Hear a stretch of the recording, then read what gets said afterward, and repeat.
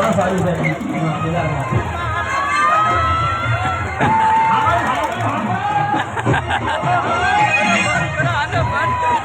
જે ગીત તમને ગમે છે કારણ કે અમે ગીતાબેન આજે બધા અમને અમે બેન ખૂબ મજા કરાવી, ખૂબ આનંદ કરાવ્યો.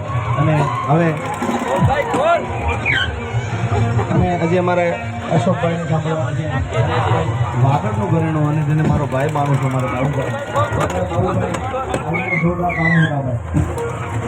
આવી તાળીને જો બે હાથ ઊંચા કરીને તમે તાળી ના પણ અશોકભાઈને અને બાબુભાઈને જો તાળીઓથી ના વધે ને મારા ગળા સમજો વાહ મારો વાગડનો પ્રેમ યાર.